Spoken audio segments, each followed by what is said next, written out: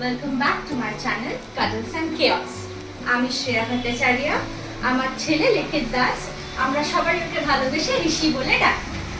তা আজকের ভিডিওটা হচ্ছে ব্রেস্ট ফিডিং নিয়ে। অনেক নিউ মমসদের মানে ভীষণ টেনশনে থাকে যে ব্রেস্ট মিল্ক কেন আসছে না, বা একটা পারিবারিক চিন্তায় সবাই পড়ে যায় যে ব্রেস্ট মিল্ক আসছে না, কি হবে, বাচ্চাটা কি করে খাবে, বাচ্চাটা অসুস্থ হবে, চলো ফর্মুলা স্টার্ট করে দাও। এইবার আমি কিছু মিথসগুলো ভাঙতে আসি। আমি নতুন মা হয়েছি, আমিও এটা শিখেছি আস্তে আস্তে, আমাকেও কেউ বলেনি, তাই জন্য আমি আমার নিজস্ব এক্সপিরিয়েন্সটা তোমাদেরকে জানাতে চাই। তো ঋষি হয় 15th November 2024। তো ও সকালবেলা হয়েছে অ্যান্ড ও হতে না হতেই আই ওয়াজ থিঙ্কিং কি আমার হয়তো এবার ব্রেস্ট মিল্ক এসে যাবে, বাট না, ও কিন্তু সি সেকশন বেবি। অনেকেই বলে যে সি সেকশন বেবিদের মিল্ক আসতে টাইম লাগে। এখানেও একটা ব্যাপার আছে, সি সেকশন বেবি হোক কি নর্মাল ডেলিভারি হোক, উইদিন 24 আওয়ার্স অর 78 আওয়ার্স এর মধ্যে ব্রেস্ট মিল্ক চলে আসা উচিত। কিন্তু যদি না আসে সেখানে চিন্তার কোনো কারণ নেই। এই চিন্তাটাই হচ্ছে একটা বড় বিষয় যেটা এফেক্ট করে ব্রেস্ট মিল্ককে। আমাদের ব্রেস্ট মিল্কটা তখনই আসবে যখন আমরা চিন্তামুক্ত থাকবো, সারাউন্ডিং এ সাপোর্ট পাবো, এন্ড সবথেকে বড় কথা আমাদের বাচ্চাকে যখন স্কিন টু স্কিন কন্ট্যাক্টে রাখবো। কেননা আমাদের ব্রেনেতে মেসেজটা পৌঁছাতে হবে যে আমার বেবি হয়ে গেছে, আমার বেবি এবার খাবে। বেবি খাবে মানে যে শুধু খাওয়ানোর জন্যই খাওয়া তা কিন্তু নয়। বেবি ব্রেস্ট মিল্ক খেলে কিন্তু তার অনেক উপকারিতা আছে। কি কি উপকারিতা আছে? প্রথম দিন এটা অনেকেই ভেবে বসে থাকে যে ব্রেস্ট মিল্ক প্রথম দিন আসবে তো ভরপুর আসবে। না, প্রথম দিন এইটুকু যদি আসে সেটাও কিন্তু অনেক। প্রথম কয়েকদিন, প্রথম 2 থেকে 3 দিন যে ব্রেস্ট মিল্কটা যেটা আসে অল্প পরিমাণে আসে, ভরপুর ওগুলো আসে না। সেটা হালকা হলদেটে কালারও হতে পারে বা ডিপ হলদে কালারের হতে পারে, তাই না? সেটাকে কোলোস্ট্রাম বলে। সেইটা বাচ্চাদের খাওয়ানো খুব উপকারী।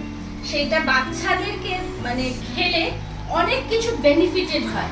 ওদের অসুস্থ হওয়া থেকে অনেক রকম ভাবে প্রোটেকশন পায়। শুধু তাই না, আমরা যদি ব্রেস্ট ফিডিং স্টার্ট করি, এটা খেয়াল করবে যে আমরা যে প্রেগন্যান্সির সময় যে একটু ফ্যাট গেইন করেছিলাম ওগুলো আস্তে আস্তে রিডিউস হয়।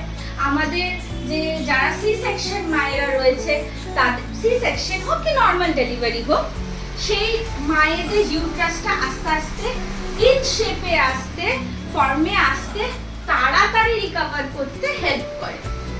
আচ্ছা, ব্রেস্ট মিল্ক খাওয়ানোর কিছু মিথস আছে যেটা আমি আমার সময় তো শুনেছি। যেরকম বাচ্চা বারে বারে খেতে চাইছে, তার মানে বাচ্চার পেট একদম ভরছে না, তোমার ব্রেস্ট মিল্ক আসছে না। কথাটা কিন্তু ভুল। এটা একটা বড় মিথ। কেন মিথ? বাচ্চাটা বারে বারে খেতে চাইছে কেননা বাচ্চাটা বাইরের দুনিয়ায় এসছে। বাইরের দুনিয়ায় সে শুধু তার মাকে চেনে। ভেতর থেকেও সে মাকে চিনত, বাইরে থেকেও সে মাকে চিনত। তো মায়ের কোল থেকে যেই বাচ্চাটি নামছে তখন সেই বাচ্চাটি মায়ের কাছেই আসতে চায়। ওইটা আউট অফ ফিয়ার ওরা করে যে মায়ের কাছে থাকবো, ব্রেস্ট মিল্ক খাবো, তাহলে আমি সেফ। হ্যাঁ, আর একটা মিথ আমি শুনেছি যেটা আমাকেও বলা হয়েছে, বাইরের খাবার তুমি খাবে না, তাহলে বাচ্চা অসুস্থ হয়ে যাবে। ঠান্ডা জিনিস তুমি খাবে না, বাচ্চা ঠান্ডা লেগে যাবে। এটাও একটা বড় মিথ। কেন মিথ? আমরা যেটা খাই সেটা আমাদের ফুড পাইপের থ্রু দিয়ে স্টমাকে যাচ্ছে, সেটা কিন্তু আমাদের ব্রেস্ট মিল্কে আসছে না। ব্রেস্ট মিল্ক কোথা থেকে তৈরি হয়? আমাদের ব্লাড দিয়ে। তো আমাদের যে ব্লাড যেটা হয়, সেই ব্লাডের যে টেম্পারেচার থাকে, সেই টেম্পারেচারই ওই দুধটা তৈরি হয়। তবে বাচ্চার ঠান্ডা লাগার কোনো তার সাথে কানেকশন একদমই নেই। এটা আমি বলছি না, এটা ডক্টরসরা বলছেন। তাই মারা এই টাইমটাতে তোমরা খেতেই পারো বাইরের খাবার, কিন্তু খুব ওয়াইজলি খাবে। কেন এই সময় কেন বাইরের খাবার কম খেতে বলে? কেননা এই সময় আমরা খুব শারীরিক দিক দিয়ে ভীষণ উইক হয়ে থাকি। বাড়ির খাবার, হেলদি খাবার, নিউট্রিশিয়াস খাবার খেলে আমাদের অসুস্থ হওয়ার চান্সেসটা অনেকটা কমে যায়। তাতে আমাদের যে স্টেজ বা ব্যথা যন্ত্রণা যেগুলো থাকে সেগুলো গ্যাসের টাইমে দেখবে বমি ভাবটা থাকে বা মাথা ব্যথা টেনশনগুলো থাকে, তাতে আমরা হেলদি থাকতে পারি। আমরা হেলদি থাকলে মানে শুধু মায়েরা যদি হেলদি থাকে তাহলে আমরা ভালো করে আমরা বেবিদেরকেও যত্ন নিতে পারবো। আচ্ছা আচ্ছা, আর একটা জিনিস আমরা যেটা ফেস করে আসি সেটা হচ্ছে বাচ্চা ঠিক করে ল্যাচ করছে না। কেন ল্যাচ করছে না এইটা কি কখনো ভেবেছো? আমাদের সাপোজ ধরো এইটা হচ্ছে আমাদের ব্রেস্ট আর এটা হচ্ছে বাচ্চার পাখির মতো মুখটা, তো ওরা তো বেশি হাঁটা করতে পারছে না। তো আমাদের মায়েদেরই হচ্ছে হেল্প করা যে বাচ্চাটাকে কি করে খাওয়ানো যায়। যদি নর্মালি যদি এইভাবে না ধরে যদি আমরা পিঞ্চ করে যদি টেনে ধরতে পারি, অটোমেটিক মুখের ভেতর ওরা ঢুকিয়ে নিতে পারে। কি করে বুঝবো যে বাচ্চা ঠিক করে ল্যাচ করছে?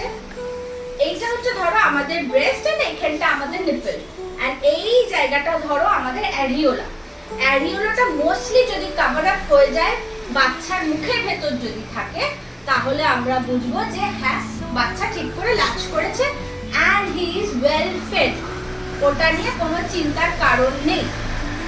আর একটা জিনিস আমাদের মায়েদের এটা জানা উচিত যে অনেক সময় আমাদের ব্রেস্ট ভারী হয়ে যায়, ইট ফিলস লাইক স্টোন, তখন ফিড করতে খুব প্রবলেম হয়, লাগে। আমিও ফেস করেছি। তখন যেটা ডাক্তাররা ইউজুয়ালি কমন ল্যাঙ্গুয়েজে বলে যে দুধটা গেলে বার করে দাও। দু রকম ভাবে গেলে বার করতে পারো। এক হচ্ছে তোমরা পাম্প ইউজ করতে পারো, অনেক ব্র্যান্ড আছে। আমি যেরকম ফিলিপসের অ্যাভেন্টের পাম্পিং মেশিন ইউজ করেছিলাম দুধটাকে গেলে বার করার জন্য। অনেকে নর্মাল হ্যান্ড ভাবেও হাত দিয়েও গেলে বার করতে পারো। যাদের এই প্রসেসটা জানার আছে অবশ্যই আমাকে পিন করতে পারো, তাহলে আমি তোমাদেরকে বলে দেবো কি করে নেক্সট ভিডিওতে যে কি করে গেলে দুধটা বার করতে হয়। আর একটা জিনিস, বাচ্চা হেলদি আছে কি না সেটাও একটা বোঝার উপায়। সবাই বলে যে মা বাচ্চাটা রোগা, তার মানে অসুস্থ বাচ্চা। ওই দেখ ওই বাচ্চাটা কি সুন্দর মোটা সোটা হয়েছে, ওই বাচ্চাটা হেলদি। এটাও একটা বড় মিথ। রোগা মানে বাচ্চা যে নট হেলদি, আর মোটা বাচ্চা মানে যে বাচ্চাটা হেলদি, এটা কিন্তু বড় মিথ। একটা ব্রেস্ট মিল্ক খাওয়ার বেবি যদি দেখো আর একটা ফর্মুলা বেবি খাওয়া বেবি দেখো, তফাৎ থাকবে। ফর্মুলা যে বেবিরা মোস্টলি খায় সেই বেবিরা বেশি গুবলু গাবলু হয়, বাট হেলদি কতটা হয় I don't know, but I can assure you যে ব্রেস্ট মিল্ক খাওয়ার বেবিরা কিন্তু মোস্টলি হেলদি হয়। কারণ আমার বেবিও হয়েছে, টাচউড। আমি টানা এখনো স্টিল অন ডেট, এখনো আমি আমার বেবিকে ব্রেস্ট ফিড করছি। ও সলিড স্টার্ট হয়ে গেছে, সলিডের সাথে সাথে আমি ওকে ব্রেস্ট ফিড করাই। আচ্ছা, আর একটা মিথ যেটা আমরা ফেস করে থাকি সেটা হচ্ছে বাচ্চাটা ঠিক করে খেতে পারছে না, কেন তোমার ব্রেস্টের সাইজ ঠিক না, তোমার নিপলটা ঠিক না, তাই জন্য বাচ্চাটা ঠিক করে খেতে পারছে না, তাই জন্য বেশি দিন বাচ্চাটা খেতে পারলো না। এটাও কিন্তু একটা বড় মিথ।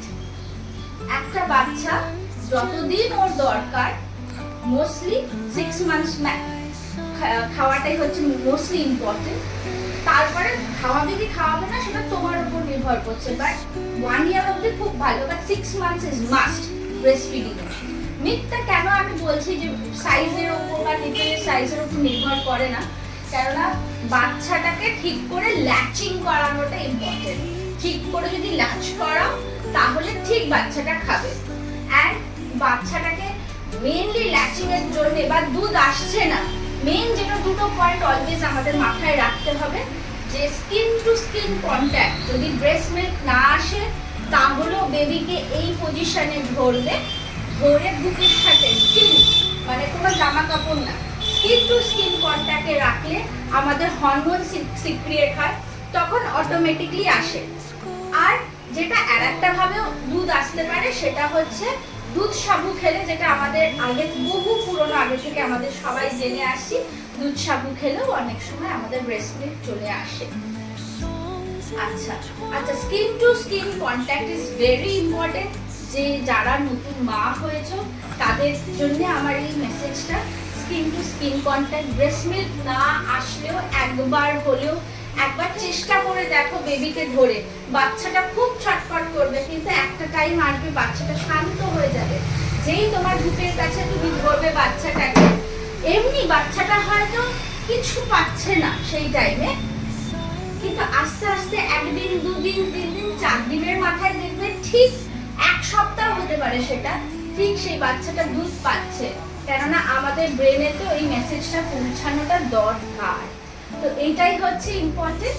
কারোর যদি আর কোনো রকম ডাউট থাকে, বা যদি আমি যদি কোনো পয়েন্ট যদি মিস করে গিয়ে থাকি, অবশ্যই আমাকে জানাবেন।